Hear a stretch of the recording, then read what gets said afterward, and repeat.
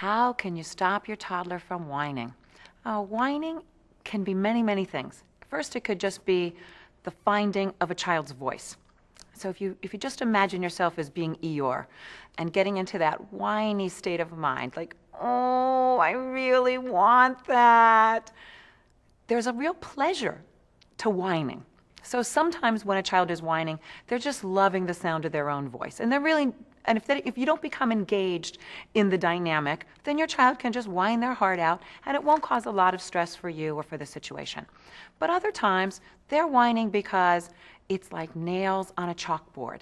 And when they realize that they have the power to drive you out of your skin and you'll give them anything, they have to whine. They have to whine. So let's start by just thinking about your reaction. First of all, sometimes a child isn't whining because they really want something. They're whining just because they're stuck.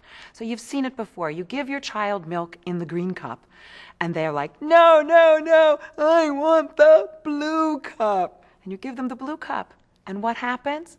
They want the red cup. They don't know what they want. They're just falling apart.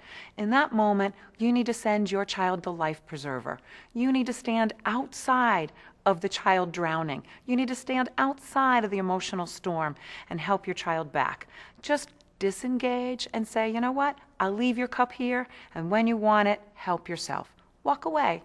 Sometimes with a tantrum, the idea is to ignore the tantrum but not the child. The same thing with whining. Ignore the whining.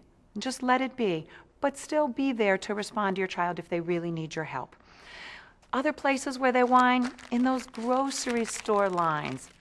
Those grocery store people want your child to be begging for that candy and for you to go for the quick fix.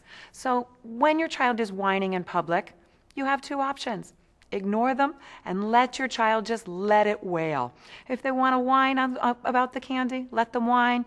And when you finish your transaction, walk out of the store with your head held high.